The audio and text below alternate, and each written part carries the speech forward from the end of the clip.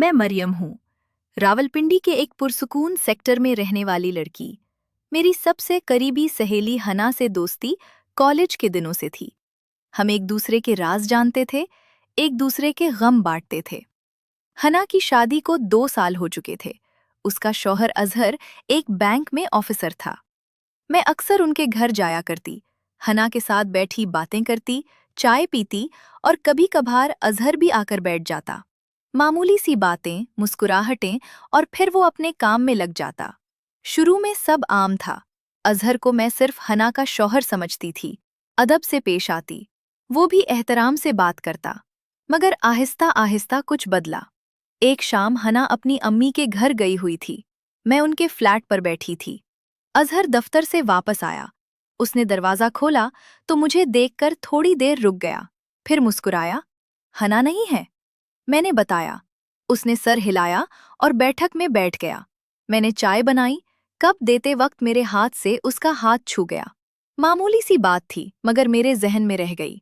बातें बढ़ने लगीं। अजहर जब घर आता और हना मसरूफ होती तो मुझसे बात करता।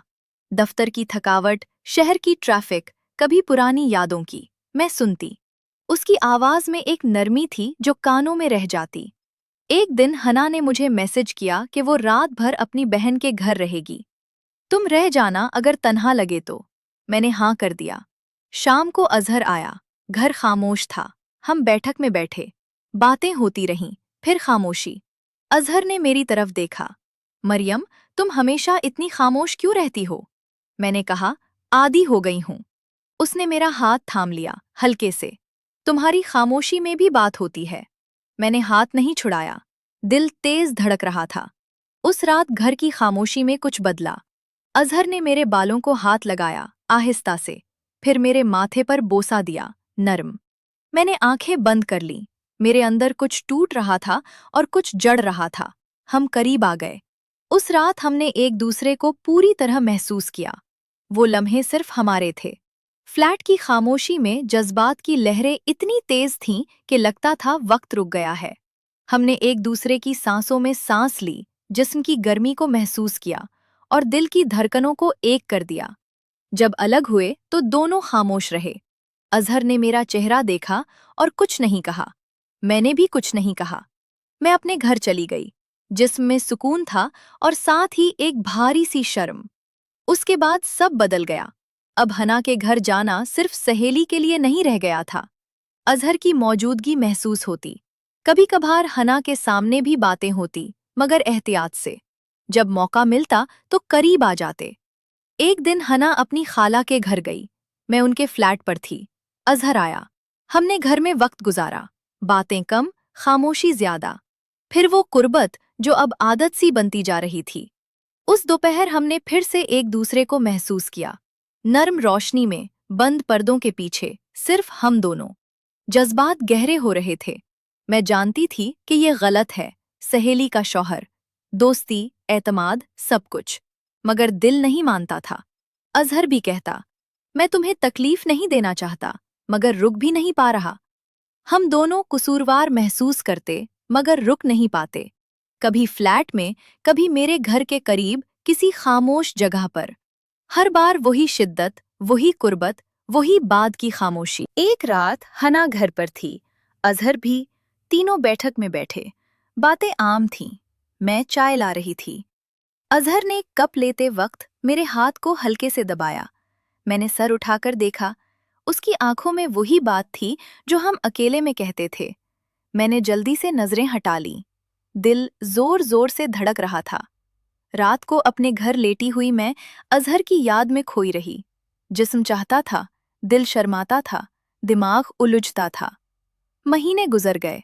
ताल्लुक छुपा हुआ चल रहा था, कभी गहरा, कभी हल्का। कभी मैं खुद को रोकती, कभी अजहर। मगर जब मिलते तो सब भूल जाते। एक दिन अजहर ने कहा कि उसे प्रमोशन मिल गई है, दूसरे शहर ट्रांसफर हो सकता है। मेरा दिल बैठ गया। मैंने पूछा, कब तक? उसने कहा, पता नहीं, शायद जल्द। उस रात हम मेरे घर के करीब एक खामोश मकाम पर मिले। बातें कम हुईं, कुर्बत ज्यादा। हमने एक दूसरे को ऐसे महसूस किया जैसे आखिरी बार हो। सांसों का मिलाप, जिस्म की गर्मी और वो खामोशी जो अब अल्फाज से भारी थी। जब अलग हुए तो अजहर ने कहा, मरियम, तुम्हें भूल नहीं पाऊंगा। मैंने कुछ नहीं कहा, सिर्फ उसके सीने से चिमटी रही। वो चला गया, दूसरे शहर। पहले मैसेजेस आते, फिर कम, फिर खत्म। हना ने बताया कि अजहर ने नई जगह पर सब संभाल लिया है। मैंने सिर्फ सर हिलाया। दोस्ती पहले जैसी रही, मगर अब हना के घर जाना अच्छा नहीं लगता था।